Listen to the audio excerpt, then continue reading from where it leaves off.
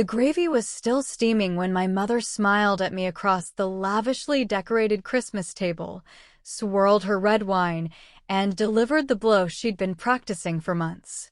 "We closed on your grandma's place last month," she said, her eyes gleaming with artificial pity. "But then again, you were never in the will anyway, sweetheart." My sister Brooke laughed into her silk napkin, adding, "Good. She just would have wasted it on that dusty little bookkeeping office of hers." 11 faces turned instantly to watch me crumble.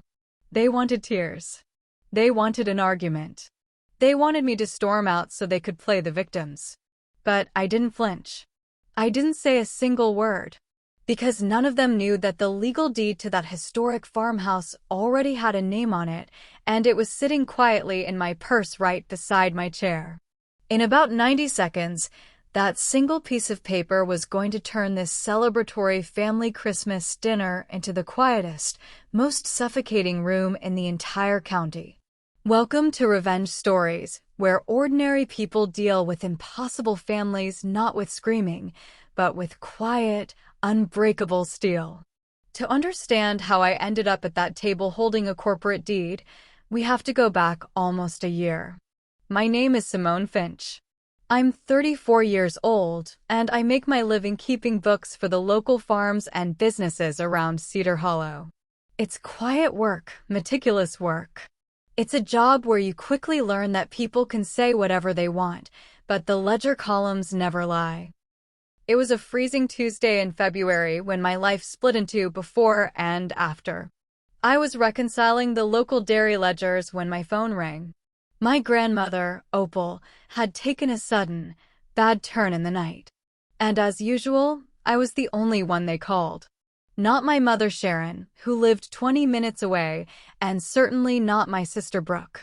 They called me because for 8 long years, I was the one driving out to the farmhouse on Cedar Hollow Road. I was the one managing her bills, buying her groceries, and sitting with her through the lonely mornings. When I reached her bedside, she looked so fragile, but her mind was as sharp as a diamond. She reached into her nightstand, pressed a small, old key into my palm, and whispered, "When the time comes, Simone, you'll know where to look.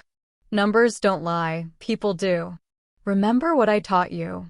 3 days later, she passed away in her sleep. And that was when the vultures in my family finally put on their masks. Grief does strange things to people, but for my family, it just stripped away their humanity. At the funeral reception, before the food was even cold, my mother leaned over and asked me what the farmhouse would fetch on the open market. Brooke was already walking through the historic rooms with her phone out, taking pictures of the antique furniture, the grandfather clock, and the quilts, muttering prices under her breath like she was evaluating a junk sale.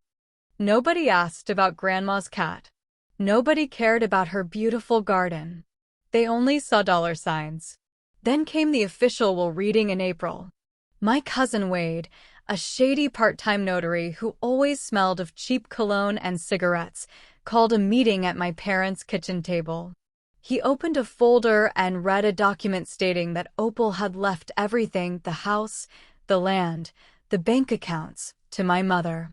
The will praised Sharon as the beautiful daughter-in-law who cared for me in my final years. I sat completely still. Inside, I was screaming. First, because Grandma hated my mother, they had circled each other like stray cats for 30 years. Second, the signature at the bottom was perfectly steady, dated just 3 weeks before her death. In those final weeks, Grandma couldn't even hold a teacup, let alone sign a legal document with precision. My mother looked at me and said, "You were never in the will anyway, honey." They thought I was defeated. But they forgot one thing. I am a bookkeeper. I don't just count what people hand me, I notice exactly what they try to hide. I began my investigation quietly. 2 years ago, I had driven Grandma to a prominent estate lawyer in the county seat, Margaret Howerin. I called Margaret, and when we met, she opened a thick file. In black and white, Grandma's will left the farmhouse and the surrounding 10 acres entirely to me, To the one who stayed, it read. The original copy was kept in a safe deposit box at the Cedar Hollow Bank. Armed with the key Grandma gave me from the tin recipe box, I retrieved the original will. But Margaret warned me, proving the forgery in court would take months, maybe a year. In the meantime, my mother, acting as the fraudulent executor, was rushing an informal probate to sell the house immediately at a public estate auction to get fast cash. That's when I made a decision. I couldn't stop the auction in time, but I could play their game. I legally registered a private shell company called Cedar Hollow Holdings, LLC. I emptied my 12 years of business savings, qualified for a corporate mortgage, and prepared for battle. On a freezing October morning, the public auction took place. I didn't go in person. I sent a quiet associate from Margaret's office to bid on behalf of my LLC. My mother and Brooke were in the room, cheering as the bids went up, thinking they were getting rich off some faceless city investor. At $238,000, the gavel came down. The house was sold to Cedar Hollow Holdings. My mother walked out of that building beaming, completely oblivious to the fact that she had just sold Grandma's house back to the very daughter she had cut out. For the next 2 months, I let them celebrate. My mother paid off her hidden debts, Brooke bought a brand new luxury SUV, and they threw parties with my money. Then came the invitation to Christmas dinner.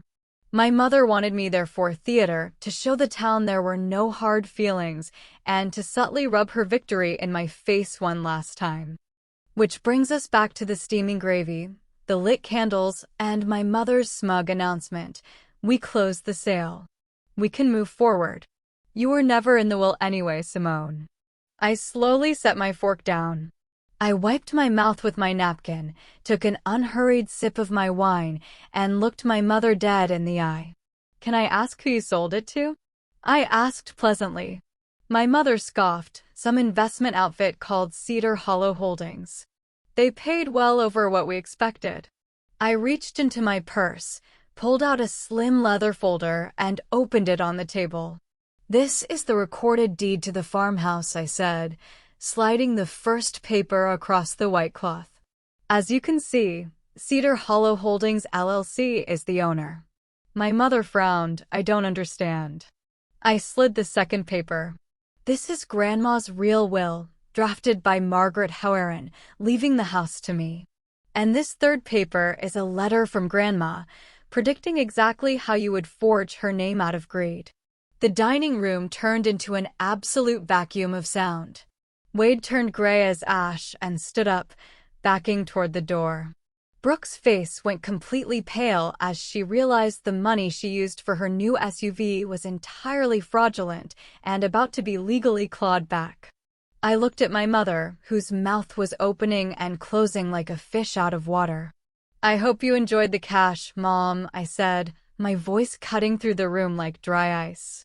Because I'm the one who bought it. Cedar Hollow Holdings is me. The mortgage, the vacation, the car, you've been spending my money. And tomorrow morning, the fraud lawsuit hits the court.